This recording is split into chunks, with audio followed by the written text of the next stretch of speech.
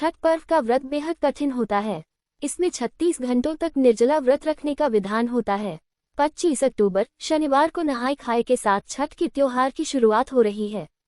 वहीं 26 अक्टूबर को खरना के दिन से महिलाओं का व्रत शुरू हो जाता है, जिसमें 36 घंटों तक निर्जला व्रत रखने का विधान होता है और उगते हुए सूर्य को अर्घ्य देने के बाद इसका पारण किया जाता है।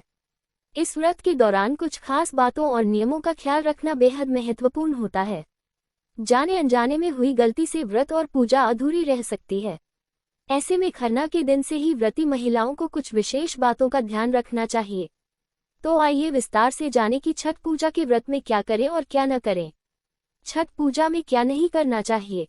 1. इस त्योहार में साफ सफाई और पवित्रता का विशेष रूप से ख्याल रखा जाता है। ऐसे में व्रत के दौरान घर, मंदिर, रसोई घर में बिल्कुल भी गंदगी नहीं रखनी चाहिए। साथ ही प्रसाद बनाते समय भी पवित्रता और साफ सफाई का विशेष ख्याल रखना चाहिए। 2. व्रत रखने वाली महिलाओं को नहाय खाए वाले दिन सात्विक भोजन करना चाहिए। इस दिन लहसुन, प्याज जैसी तामसिक चीजों को खाने की मनाही होती है। छठ पर्व में केवल व्रती को ही नहीं बल्कि उनके परिवार को सात्विक भोजन ही करना चाहिए। इससे मन में श्रद्धा भाव बना रहता है। 3. खरना के दिन व्रत का आरंभ हो जाता है। छठ में निर्जला व्रत रखने का विधान होता है। ऐसे में व्रती महिलाओं को 36 घंटे तक पानी का सेवन नहीं करना चाहिए।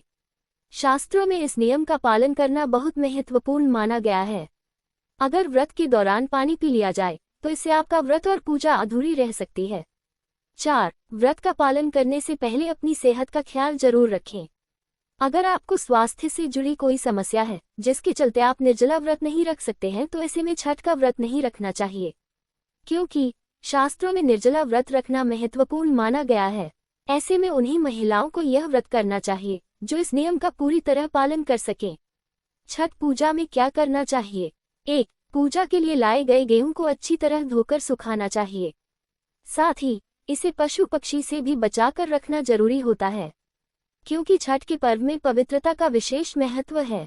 इसी तरह पूजा के सभी फलों को भी धोकर साफ स्थान पर रखना चाहिए। 2. छठ पूजा के दौरान व्रती महिलाओं को चारों दिन स्नान करने के बाद साफ वस्त्र धारण करने चाहिए और नारंगी रंग का ही सिंदूर लगाना चाहिए। इस सिंदूर की छठ पर्व में खास मान्यता होती है। 3. पूजा के लिए हर साल नई टोकरी का प्रयोग किया जाता है। छठ पर्व में पुरानी या फटी हुई टोकरी का इस्तेमाल करना अच्छा नहीं माना जाता है, लेकिन अगर आपके पास पीतल की टोकरी या सूप है तो उसे गंगाजल से शुद्ध करने के बाद प्रयोग किया जा सकता है। 4. परिवार के सदस्यों को इस बात का विशेष ख्याल रखना चाहिए कि व्रती महिला या पुरुष के भोजन करने के बाद ही उन्हें प्रसाद या खाना ग्रहण करना चाहिए। खरना के दिन इस नियम का विशेष ख्याल रखना चाहिए।